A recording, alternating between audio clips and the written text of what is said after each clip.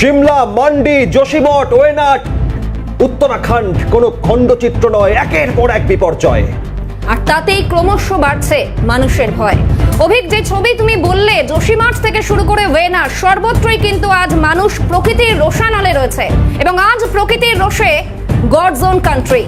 বর্ষার বৃষ্টিতে বিপর্যস্ত কেরালা, ভয়ঙ্কর ভূমিধসে প্রাণহানি ওয়েনাডে। এবং এই ঘটনায় ইতিমধ্যেই দুঃখ প্রকাশ করে এক্সপোস্ট করেছেন প্রধানমন্ত্রী নরেন্দ্র মোদী। আর্থিক সাহায্য ঘোষণা দেশের একাধিক রাজ্যের তরফেও। দেখুন বিশেষ প্রতিবেদন।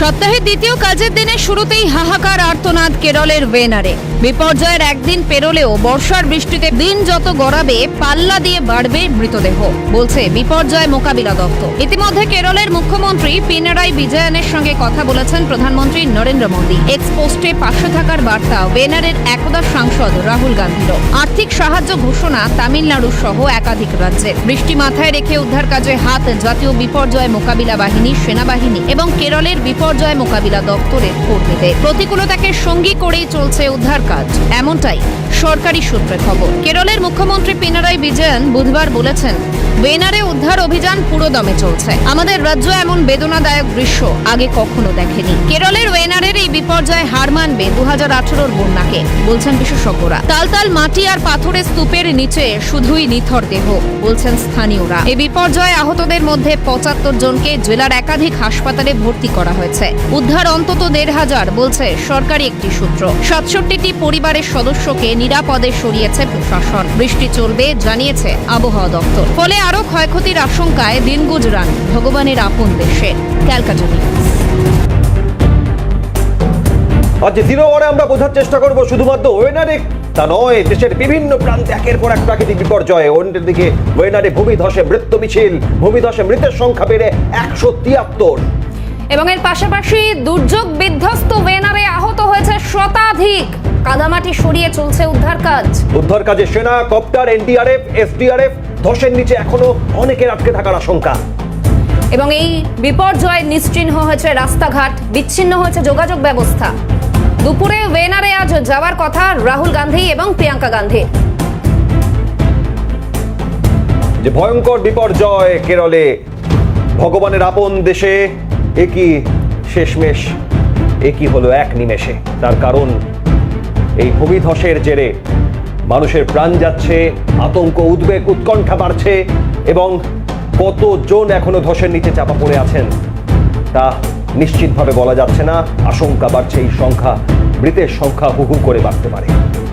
একেবারেই তাই। এবং ইতিমধ্যেই যেমনটা জানা যাচ্ছে, নিখোঁজ রয়েছেন 200-রও বেশি মানুষ। এবং এই মৃতের সংখ্যা যেভাবে লাফিয়ে লাফিয়ে বাড়ছে, তাতে কিন্তু বোঝাই যাচ্ছে যে সংখ্যাটা কোন জায়গায় গিয়ে পৌঁছাবে, 200 অতিক্রম যে করতেই পারে সেই আন্দাজ কিন্তু ইতিমধ্যেই পাওয়া যাচ্ছে। এবং যেমনটা জানাচ্ছিলাম, রাহুল ও প্রিয়াঙ্কা গান্ধী তাদের বুধবারই যাওয়ার কথা ছিল, কিন্তু প্রাকৃতিক পরিস্থিতি ঠিক না থাকার কারণে তারা গতকাল যেতে পারেননি এবং বৃহস্পতিবার দুপুরের মধ্যে তাদের পৌঁছানোর কথা ওয়েনাডে।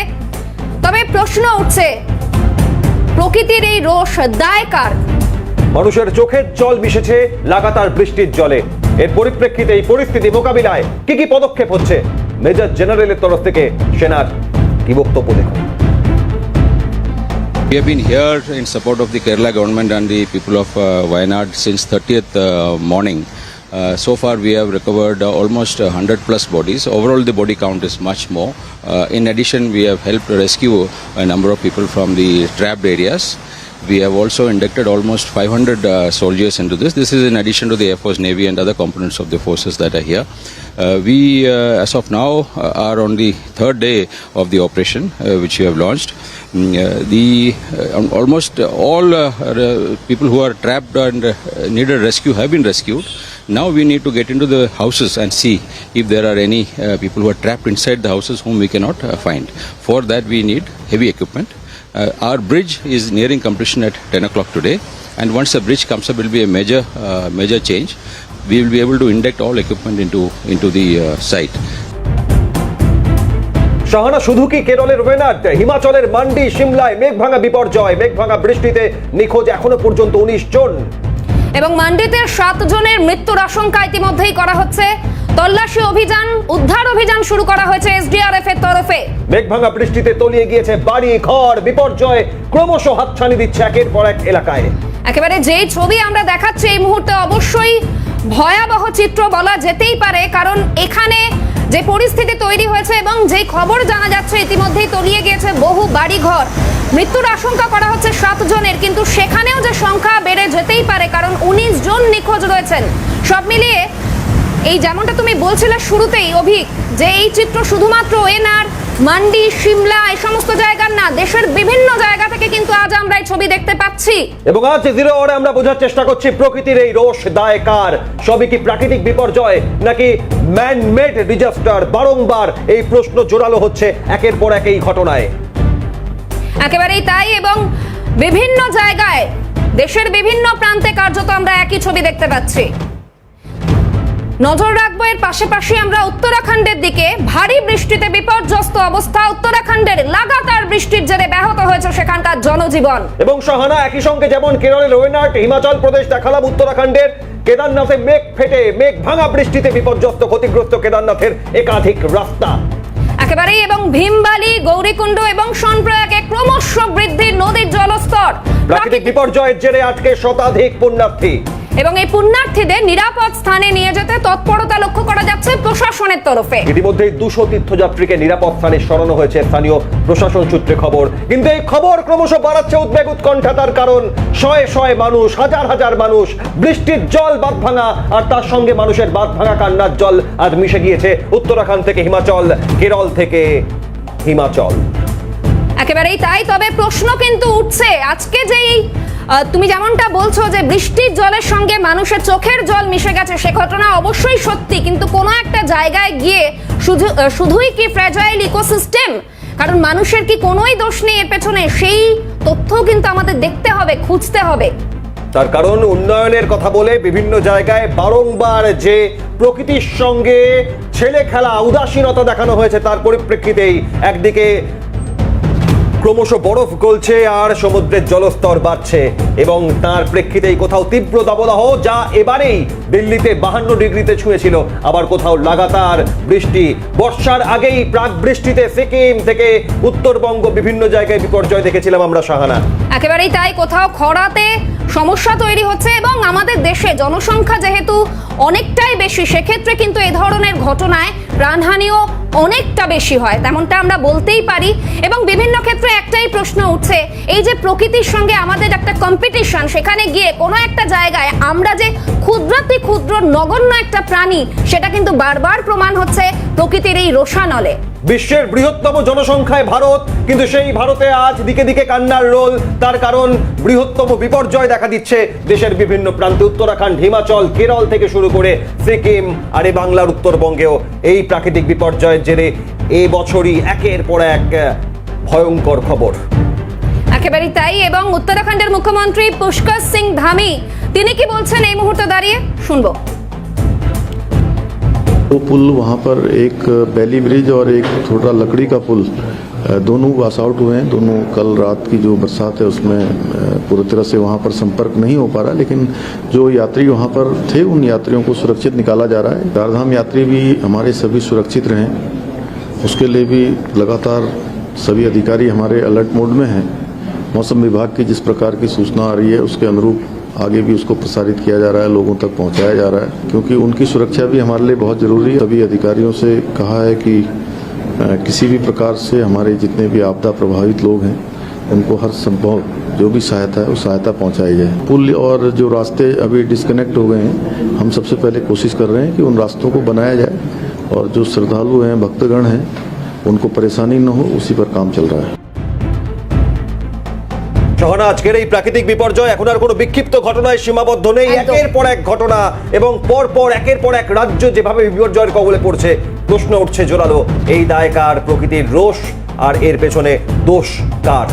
একেবারেই তাই, এবং প্রতি ক্ষেত্রেই কোনো একটা জায়গায় গিয়ে দেখা যাচ্ছে যে উন্নয়নের নিরিখে আমরা যেই পদক্ষেপগুলো নিচ্ছি সেগুলো কিন্তু আখেরে নিজের পায়ে কুড়ুল মারার মতন জায়গায় গিয়ে পৌঁছচ্ছে, কারণ আমরা নিজেরাই নিজেদের বিপদে ফেলে দিচ্ছি, এবং প্রতি ক্ষেত্রে প্রকৃতি আমাদের বুঝিয়ে দিচ্ছে যে আমাদের ক্ষমতা ঠিক এইটুকু। অর্থাৎ কোন জায়গা থেকে আমরা কোনো জায়গায় দেখা যাচ্ছে পাহাড় কেটে আমরা রাস্তা বানানোর চেষ্টা করছি, জঙ্গল সাফ করে দিচ্ছি, কংক্রিটের জঙ্গল গজিয়ে উঠছে এবং প্রতি ক্ষেত্রে কিন্তু আখেরে ক্ষতি আমাদেরই হচ্ছে। পরিকাঠামো তৈরি হচ্ছে পরিকল্পনাহীন ভাবে এবং তার পরিপ্রেক্ষিতেই আমাদের এই বিপর্যয় দেখতে হচ্ছে এভাবে। একেবারেই তাই, এবং এখান থেকেই প্রশ্ন উঠছে যে পরবর্তীতে ঠিক কিভাবে আমাদের মানব সভ্যতার নাম করে যে উন্নয়নগুলো আমরা করে চলেছি সেগুলো কি আদৌ নিয়ে যাওয়া উচিত, সেগুলোকে এগিয়ে নিয়ে যাওয়া উচিত, নাকি কোনো একটা জায়গায় গিয়ে আমাদের কিছুটা চিন্তা ভাবনা করা উচিত যে এই ফ্র্যাজাইল ইকোসিস্টেম অর্থাৎ এই ভঙ্গুর বাস্তুতন্ত্রের যে ব্যবস্থা সেটাকে সঠিক করতে কি আমাদের এই মুহূর্তে একটু নজর দেওয়া উচিত না?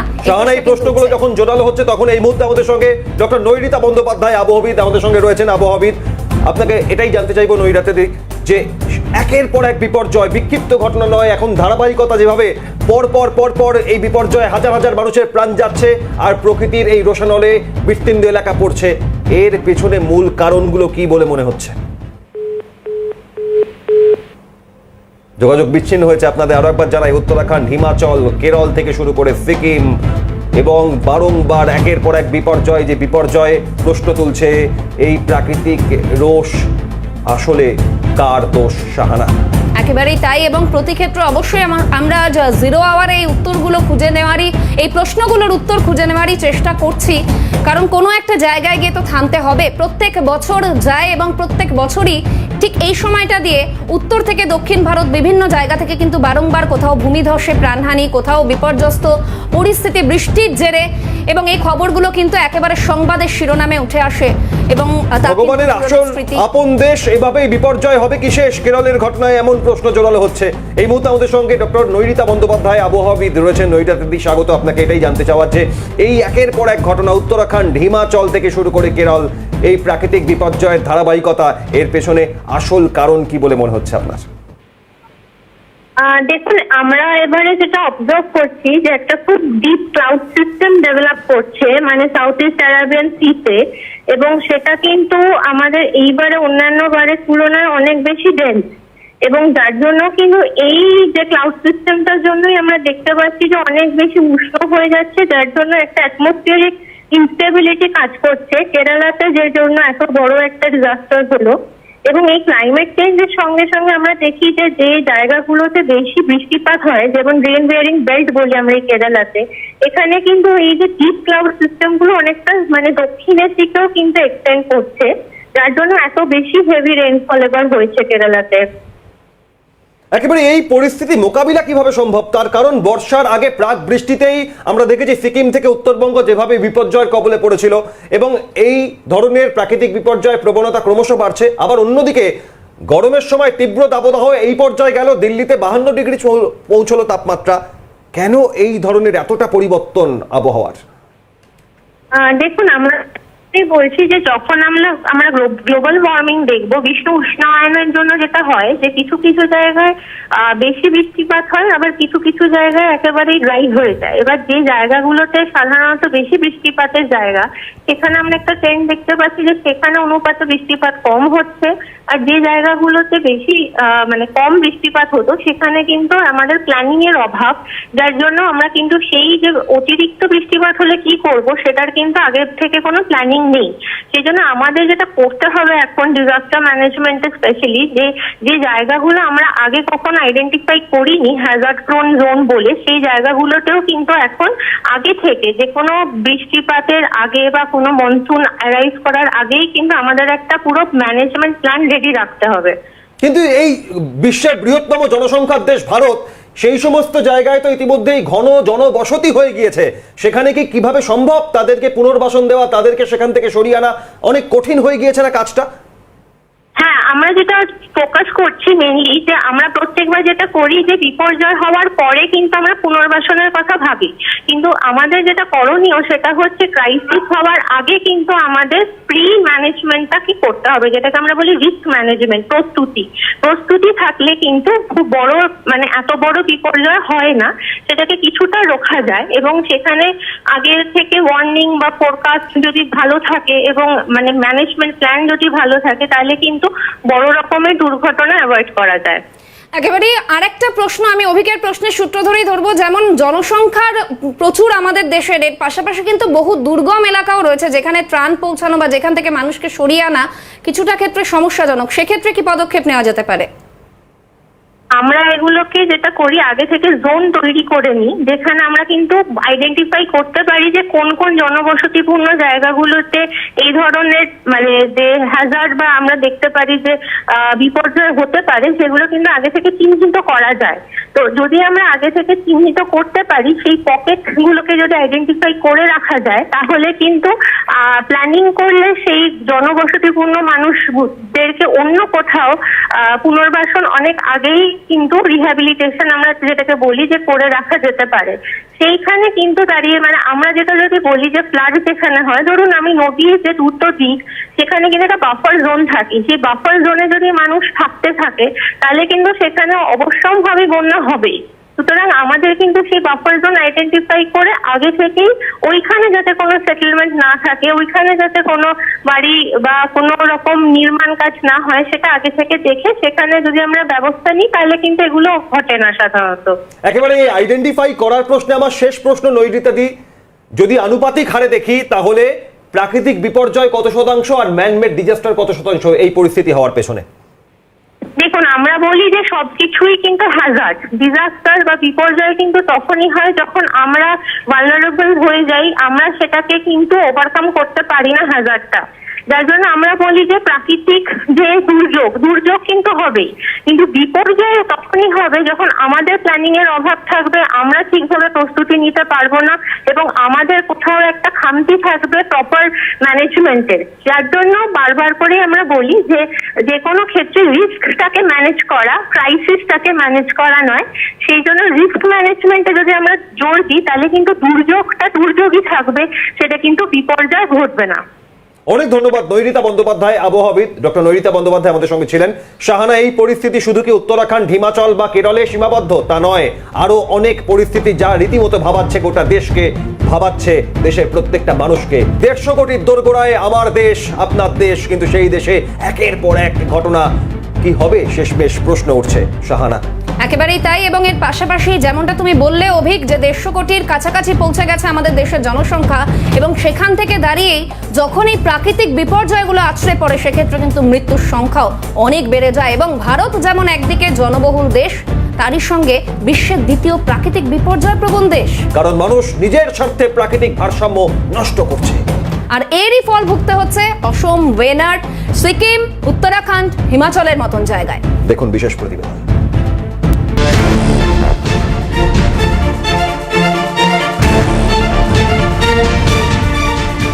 ভূমিকম্প প্রবণ সহ আন্তঃ জলবায়ু প্রবণ অঞ্চলে ভারত উপমহাদেশ। একদিকে পাহাড় আর একদিকে সমুদ্র ঘিরেছে ভারতকে, এক প্রান্তে রয়েছে মরুভূমিও। ফলে জলবায়ুর আবহাওয়ার বিস্তর তারতম্য যেমন সইতে হয় 140 কোটির দেশকে, তেমনি হিমালয়ান ও হিন্দুকুশ প্লেটের তারতম্য সহ্য করে ভারত। ভৌগোলিকভাবে বিপর্যয় প্রবণ দেশ ভারত বলছেন বিশেষজ্ঞরা।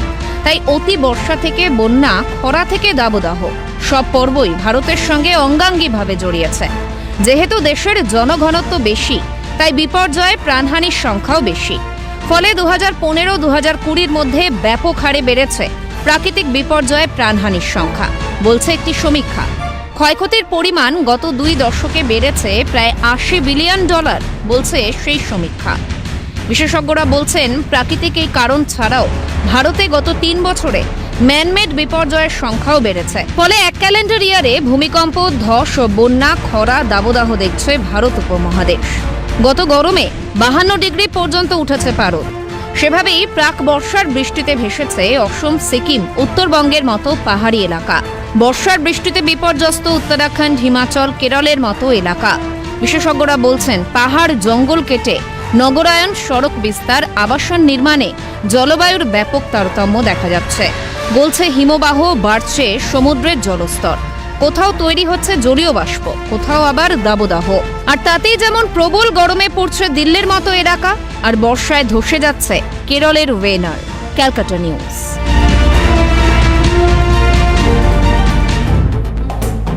তাহলে কোথায় যেন একের পর এক বিপর্যয়, প্রত্যেক দিন খবরে একের পর এক ট্রেন দুর্ঘটনা, মানুষের প্রাণহানি, একদম। কিন্তু তার থেকে হাজার গুণ বড় এই প্রাকৃতিক বিপর্যয়, যা মোকাবিলার নেই কোনো উপায়। শাহানা, একেবারেই তাই। এবং যেটা আমি বলছিলাম অভিক, যে ট্রেন বিপর্যয় থেকে শুরু করে প্রাকৃতিক বিপর্যয় সব ক্ষেত্রেই কোনো একটা জায়গায় গিয়ে যেন বারবার প্রমাণিত হয়, এবং বিশেষত আমি প্রাকৃতিক বিপর্যয়ের কথাই বলবো যেহেতু আমাদের আলোচনার বিষয় এই মুহূর্তে সেটি। তো সেক্ষেত্রে আমরা দেখতে পাচ্ছি যে আমাদের ক্ষমতা যে খুবই নগণ্য, বারবার যেন সেটা প্রমাণিত হয়, কিন্তু সেখান থেকে দাঁড়িয়েও আমাদের বারংবার যে একটা প্রয়াস এই উন্নয়নের নামে যে প্রাকৃতিক ভারসাম্যটাকে একেবারে ব্যালেন্সটাকে নষ্ট করে ফেলা, শাহানা, সেই যে এই প্রয়াস। শব্দটা মনে হয় খালি উন্নয়নের নামে বললে হবে না, পরিকল্পনাহীন উন্নয়নের নামে। একদম একদম একদম যেখানে তাই। পরিকল্পিতভাবে কাজ করলে হয়তো আজ দুর্যোগ আসবে, কিন্তু সেই দুর্যোগে এত দুর্জয় গতিতে দুর্যোগ মানুষকে বিপর্যয় ফেলবে না। শাহানা, এই মুহূর্তে আমাদের সঙ্গে আবহাওয়াবিদ সুজিত কর রয়েছেন। স্বাগত সুজিত বাবু। এবং আজ এই পরিস্থিতিতে আপনার কথা অত্যন্ত গুরুত্বপূর্ণ। উত্তরাখণ্ড, হিমাচল প্রদেশ, কেরল থেকে শুরু করে এ বাংলার উত্তরবঙ্গ, সিকিম, এই ভয়ঙ্কর বিপর্যয়ে যা বিক্ষিপ্ত নেই আজ, ধারাবাহিকতা বজায় রেখে মানুষের কান্নার রোল, চোখের জল আজ বৃষ্টির জলে মিশে যাচ্ছে। কেন এই পরিস্থিতি সুজিত বাবু? অ্যাকচুয়ালি দেখুন, জলবায়ু পরিবর্তন একটা স্বাভাবিক ঘটনা। এছাড়া দ্বিতীয় যেটা গুরুত্বপূর্ণ বিষয় সেটা হলো যে কেরালার যে প্রান্তে ঘটনাটা ঘটছে আর উত্তরাখণ্ডে যে ঘটনাটা ঘটছে, দুটোর মধ্যে একটু তারতম্য আছে। কেরালাতে মূলত আপনারা জানেন যে এই অঞ্চলটাতে পশ্চিমঘাট পার্বত্য অঞ্চল অবস্থান করছে, এবং পশ্চিমঘাট পার্বত্য অঞ্চলের পাদদেশে এই ওয়েনাড ডিস্ট্রিক্ট, এই অঞ্চলটাতে যে শিলা প্রকৃতি রয়েছে সেটা দীর্ঘদিন ধরে আবহবিকার প্রাপ্ত হতে হতে এখন আর সেটা শিলার অস্তিত্ব কিছু নেই, টোটালটা মাটিতে পরিণত হয়েছে। এটা বহু আগে থেকে ওই অঞ্চলের প্রশাসনের দেখা উচিত ছিল, মনিটরিং এর উচিত ছিল, কিন্তু বাস্তবিক ক্ষেত্রে কোনোটাই পর্যালোচনা করা হয়নি, এবং ভূমিভাগের প্রকৃতি যে পরিবর্তিত হয়ে যাচ্ছে সেই বিষয়টাকে দেখা হয়নি, যার ফলে কিন্তু আলটিমেটলি এই বিপর্যয় এই অঞ্চলে যেটা হয়েছে সেটাকে বলা হয় লিকুইফ্যাকশন, এবং যার ফলে আলটিমেটলি কাদা প্রবাহিত হয়ে গেছে সেটেলমেন্টের উপর দিয়ে। ফলে আলটিমেটলি মৃতের সংখ্যা হয়তো আরো বহু বাড়বে, কারণ মাটির তলায় চাপা পড়ে রয়েছে প্রায় 3খানা গ্রাম, যার ফলে আলটিমেটলি এই অঞ্চলে যে জনবসতিগুলো ছিল সেটাও ভীষণভাবে ক্ষতিগ্রস্ত হয়েছে। কিন্তু বাস্তবিক ক্ষেত্রে যেটা দেখা যাচ্ছে, টোটাল একটা মনিটরিং এর অভাব, প্ল্যানিং এর অভাব, এবং প্রকৃতিকে আমরা এতটাই মানে আমাদের স্বাভাবিক একটা সম্পদ হিসেবে ধরে নিয়েছি, কিন্তু তাকে যে মনিটরিং করতে হয়, তাকে যে পর্যালোচনা করতে হয়, বারবার সেটাকে নিয়ে গবেষণা করতে হয়, সেই বিষয়টা আমরা দেখছি না। আর উত্তরাখণ্ডের ক্ষেত্রে যে বিষয়টা ঘটছে, উত্তরাখণ্ড আপনারা জানেন এর আগেও বিপর্যয়ের সম্মুখীন হয়েছে। জলবায়ু পরিবর্তনের ফলে উত্তরাখণ্ডে মেঘ ভাঙা বৃষ্টি এখন আর নতুন একটা কোনো ইনসিডেন্স নয়। ফলে এই উত্তরাখণ্ডের মতো অঞ্চলগুলোতে আলটিমেটলি আপনারা জানেন গত পারের উত্তরাখণ্ডের বিপর্যয়ের পরে নতুন রাস্তা তৈরি করা হলো। সেই রাস্তা তৈরির সময় আমরা বলেছিলাম বারবার যে এই নতুন রাস্তাই আবার নতুন করে বিপর্যয় ডেকে আনবে। ফলে বাস্তবিক ক্ষেত্রে আমরা বাহ্যিকভাবে সারফেসকে দেখে একটা পরিকল্পনা গ্রহণ করি ঠিকই, কিন্তু সঠিকভাবে তার পর্যালোচনা করা হয় না, এবং সেই সারফেস কতটা পরিমাণে ভারকে বহন করতে পারবে সেটাকে দেখা হয় না। ঠিক একই ঘটনা এই ধরনের বিপর্যয়ের ক্ষেত্রে আপনি আমাদের নর্থ বেঙ্গল, সিকিম, দার্জিলিং, ভুটান, এই সমস্ত অঞ্চলে যে ল্যান্ডস্লাইড হচ্ছে তার ক্ষেত্রেও কিন্তু নতুন কোনো ঘটনা নয়, অর্থাৎ সব ঘটনাটাই একই সঙ্গে লিঙ্কড। আমাদের পৃথিবীর যে ভূমিরূপ প্রকৃতি, এই ভূমিরূপ প্রকৃতি, অর্থাৎ সুজিত বাবু, এখান থেকে দাঁড়িয়ে একটা প্রশ্ন করতে খুব ইচ্ছে করছে যে কোনো একটা জায়গায় গিয়ে প্রকৃতির সঙ্গে যে একটা অসম কম্পিটিশন আমাদের, সেটা করতে গিয়ে এবং পরিকল্পনাহীন উন্নয়ন করতে গিয়ে আমরা কি আখেরে নিজেরাই নিজেদের বিপদ ডেকে আনছি? হ্যাঁ, বেসিক্যালি দেখুন, আসলে প্রকৃতি একটা নির্দিষ্ট ভারসাম্যে অবস্থান করে, সেই ভারসাম্যটাকে সে মেনটেন করার চেষ্টা করবে। আমরা যেটাকে ভাবছি যে প্রকৃতির সঙ্গে আমাদের বৈরিতা তৈরি হয়েছে, বেসিক্যালি কিন্তু তা নয়।